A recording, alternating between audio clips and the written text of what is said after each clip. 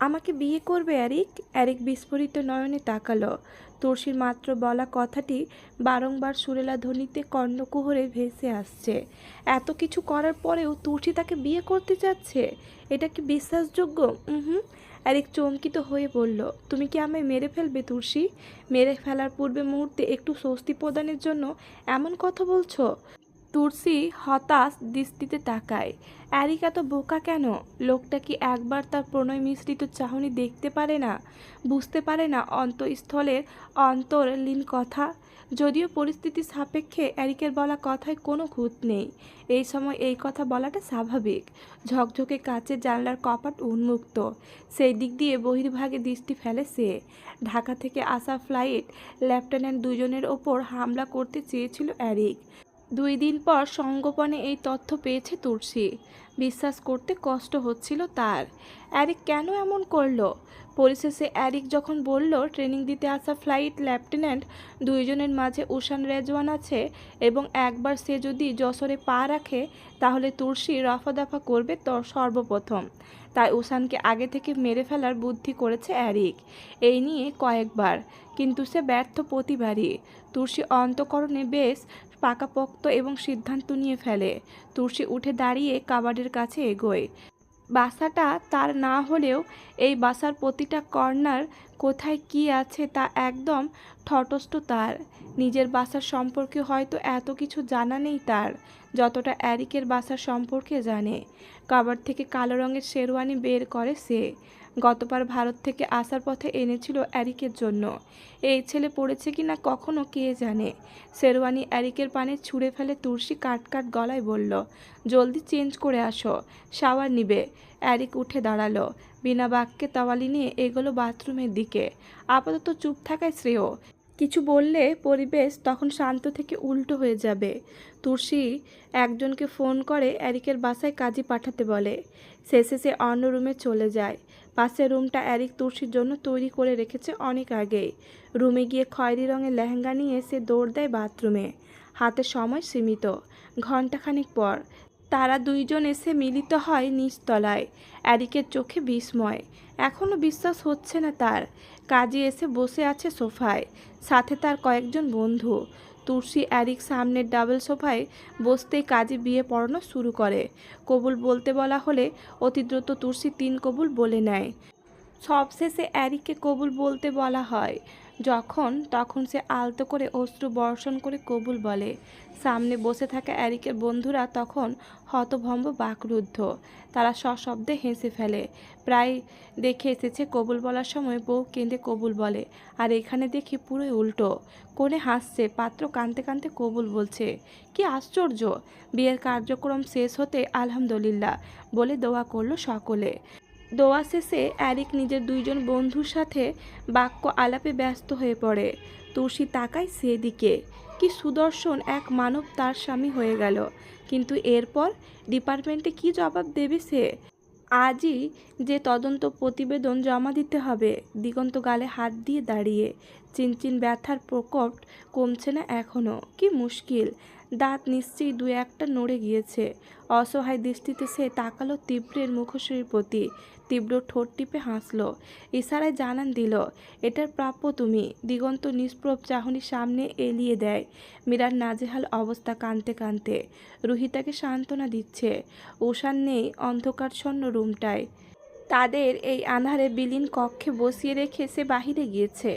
কিয়ৎক্ষণ বাদে থমথমে মুখশ্রী নিয়ে কক্ষে আগমন ঘটে উষানের। হাতে ল্যাপটপ আর কিছু ফাইল। উষানকে দেখে মীরা তেড়ে এসে বলল, আমার উত্তর দিচ্ছেন না কেন? বারবার পালিয়ে বেড়াচ্ছেন। খালামণি বাবার প্রথম স্ত্রী মানে? এই ছেলেটা কি বলল তখন? দিগন্তের দিকে আঙুল তাক করে বলল মীরা। দিগন্ত মনে মনে দোয়া দরুদ পড়ছে। অন্তঃকরণে আকুতি মিনতি করছে তার দিকে আর কোনো রূপ না দৃষ্টি দেওয়া হোক। এমনিতেই এক থাপ্পড় খেয়ে তার নাজেহাল অবস্থা। উষান পুনরায় চড় দিলে দিগন্ত শেষ। উষান আর চোখে রক্তিম নেত্র তাকাতেই দিগন্ত চুপসে যায়। হাতের ল্যাপটপ আর ফাইল দুটো সোফায় রেখে পকেটে হাত গুজে দাঁড়ায় উষান। মোলায়েম কণ্ঠে বলে, এতটুকু ব্যাপারে এতটা অস্থির হতে নেই মীরা, শান্ত হ। অনেক কিছু জানার আছে তোর। সোফায় বস। মীরা বসল। অস্থিরতায় হাত পা কাঁপছে প্রবল, নেত্রযুগল টলমলে, উষ্ঠধর কম্পমান। অন্তঃকরণ বলছে সে যা শুনেছে সব মিথ্যা, সব। তবুও পুরো ঘটনা না জানা অবধি শান্তি মিলবে না কিছুতেই। বসার সাথে সাথে উত্তেজিত হয়ে মীরা বলে উঠল, জলদি বলুন। উষান তার সাথে আনা ফাইল দুটো মীরার নিকট এগিয়ে দেয়। হতভম্ব হয়ে তাকিয়ে ফাইল দুটো হাতে নিল সে। উষান জলগম্ভীর কণ্ঠে বলল, ফাইল দুটো পড়। প্রথমে কালো ফাইলটা পড়বি, তারপর নীলটা। তোর যা জানার আছে সব এখানে পাবি। মীরা দৃষ্টি দেয় কালো ফাইলটায়। ওপরে খুব সুন্দর করে মোটা অক্ষরে লেখা, রুমিসা মাহমুদ হত্যার সারসংক্ষেপ এবং মূল ঘটনার বিশ্লেষণ। মীরা চমকিত হয়, চমকপ্রদ দৃষ্টি ফেলে উষানের পানে। রুমিসা বাংলাদেশের কজন নির্ভীক বিচক্ষণ সাংবাদিক ছিলেন। বেশ কয়েক বছর আগে তাকে হত্যা করা হয় অতি রহস্যজনকভাবে। খুনিকে আদৌ খুঁজে পায়নি। মীরা অবাক হয়ে বলল, রুমিসা মাহমুদের হত্যার কাহিনী এখানে কেন? আপনার কে হয় উনি? উষান জবাবহীন। ল্যাপটপের সকল মনোযোগ তার। তীব্রতা দেখে তপ্ত শ্বাস ফেলে বলল, উষানের আসল মা রুমিসা মাহমুদ। উষা আন্টি, উনি সৎমা উষানের, আইমান আঙ্কেলের দ্বিতীয় স্ত্রী। বিস্তারিত ফাইলে আছে, পড়ো। ফাইল খুলতে দৃশ্যমান হয় প্রথম লেখা বিশেষভাবে কয়েকটা শব্দ, তারপর নিচে বিশদ বিবরণ, হত্যার পরবর্তী ঘটনা এবং হত্যাকারীর পরিচয়। রুমিসা মাহমুদ, পেশায় সাংবাদিক। আইমান রেজওয়ানের সাথে তার প্রণয়ের সম্পর্কের সময়সীমা 2 বছর। তার হত্যাকারী তারই আপন বড় বোন রাহনুমা মাহমুদ। হত্যায় সাহায্যকারী উষা রহমান। হত্যা করার কারণ, দেশে কয়েক বছর ধরে চলা নারী গুম হওয়া, নারী ধর্ষণ, রাত বিরেতে মানুষ তুলে নিয়ে পরদিন সেই মানুষকে গায়েব করে সেই মানুষটাকে আধমরা করে ফেলে দেওয়া অতি গোপনে। এইসব কে করছে? মূল হোতাকে। তাকে ঘিরে যখন তুমুল সমালোচনা, তখন সঙ্গগোপনে রুমিসা মাহমুদ তাদের সম্পর্কে তথ্য বের করেন। এসব করেছে এক সন্ত্রাসীর দল। সহজ ভাষায় বোঝানোর জন্য মাফিয়া অক্ষায় অন্তর্ভুক্ত করা হয় তাদের। পুলিশ, সিআইডি, আর্মি ফোর্স এবং তুমুল তদন্তে কয়েকজনকে আটক করা হলেও কোনো তথ্য উদ্ধার করা যায়নি। রিমান্ডে নেওয়ার আগ মুহূর্তে তারা নিজেদের আত্মহত্যা করেছিলেন। পুরো দেশের কড়া টহলে তখন নিস্তব্ধ ছিল সেই সন্ত্রাসী টিম। কিন্তু তারা নিশ্চুপ হওয়ার পূর্বে প্রায় 5,000 কিশোরী নারীকে রাতারাতি নিয়ে গিয়েছে কিডন্যাপ করে। ঘটনার 23 বছর, এখনও তাদের খুঁজে পাওয়া যায়নি। রুমিসা মাহমুদ সন্ত্রাসী দলের সম্পর্কে কিছু গুরুত্বপূর্ণ তথ্য এবং মূল হোতা সম্পর্কে কিছু তথ্য পেয়েছিলেন, এবং এটাই হয়ে দাঁড়িয়েছিল তার অকাল নৃশংস মৃত্যুর কারণ। তার বড় বোন রাহনুমা, সন্দেহ করা সে নিজেও সেই সন্ত্রাসী দলের সাথে যুক্ত ছিলেন। এই তথ্য পুলিশ অন্যান্য ফোর্স জানতে পেরেছিল যখন রাহনুমাকে আর ধরাছোঁয়া সম্ভব ছিল না। এই সন্ত্রাসী দলের কেউ দেশের বাইরে যায়নি, আবার কেউ কেউ হয়তো গেছে বলে ধারণা করা হয়। যারা দেশে আছে তাদের আজ পর্যন্ত কোনোভাবেই খুঁজে পাওয়া যায়নি। রুমিসাকে হত্যা করতে নিষেধ দেয় সন্ত্রাসী দল থেকে। কারণটা ছিল তাদের সম্পর্কে তথ্য জেনে যাওয়া। হত্যার করার পরিকল্পনা এবং সময়কাল, 1999 সালের 23শে মার্চ রাত 10টা। রুমিসা মাহমুদ তার 2 ছেলে উষান বয়স 7 এবং ছোট ছেলে উজান বয়স 5 দুজনকে নিয়ে তখন একা বাসায় অবস্থান করছিলেন। তার স্বামী তখন দেশের বাহিরে। রাত 11টার দিকে রাহনুমা এবং উষা আসে। উষা মূলত রুমিসার বান্ধবী, কাছের বান্ধবী হওয়াতে বাসার সেফটি লক জানতেন। বড় বোন রাহনুমার সাথে সম্পর্ক ভালো ছিল না রুমিসার। সম্পর্ক ভালো না থাকার কারণ, রাহনুমা সর্বদা কুপরামর্শ দিতেন রুমিসাকে।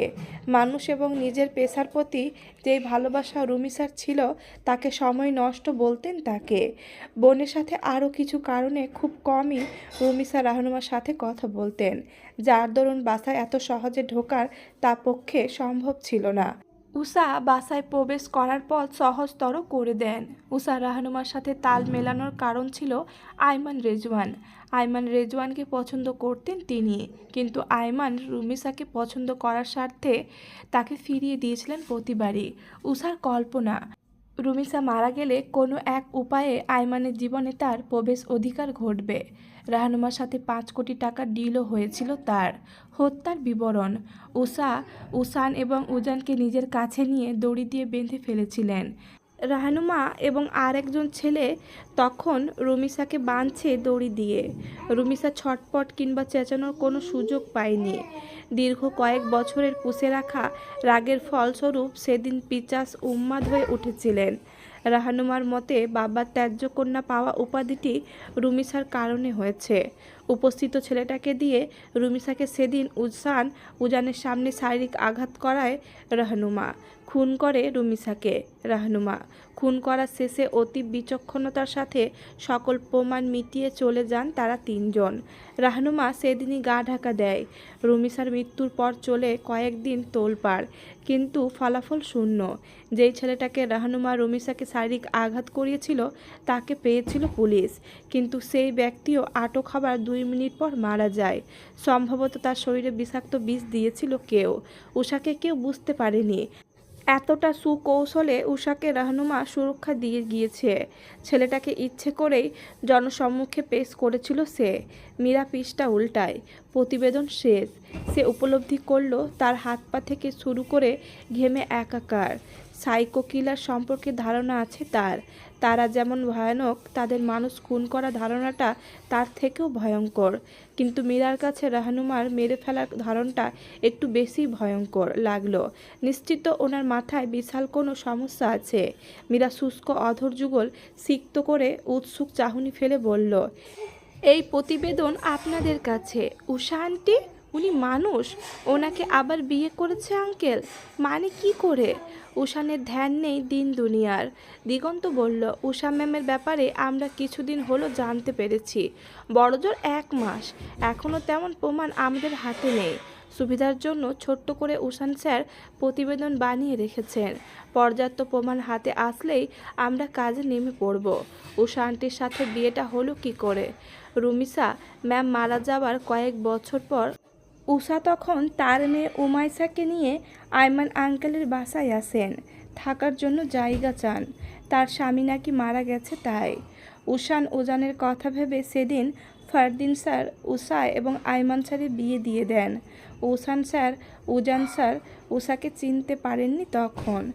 হত্যা করার সময় মুখে নাকাব পরে এসেছিল তাই। বহু বছরের তদন্তের শেষে এতটুকু প্রমাণ পেয়েছি আমরা। এখনও আরও স্ট্রং প্রমাণ না পাওয়া পর্যন্ত উষার বিরুদ্ধে কোনো স্টেপ নিতে পারবো না। চুপ থাকা লাগবে। তীব্র উষানের নেত্রপানে দৃষ্টি ফেলে। জল করছে চোখ দুটো। ফাইল পড়ার পর নিস্তব্ধ ভূমিকায় বসে থাকা রুহির কানে ফিসফিসিয়ে বলল, ভাবির বান্ধবী, একটু বাহিরে আসুন তো। উষান মীরাকে একা ছাড়ুন একটু। রুহি ফ্যাল করে তাকায়। তীব্র তাড়া দিতে এসে উঠে দাঁড়ায় ঝটপট। 3 জন তখনই বেরিয়ে আসে রুম থেকে। মীরা আঁখি জোড়ার সামনেই মনে হয় ভাসছে খুনের দৃশ্যটুকু। নিজেকে ধাতস্থ করে সে দৃষ্টিপাত দেয় উষানের মুখশ্রীতে। উষানের নেত্র যুগলের সাদা অংশ রক্তিম ক্ষণেই।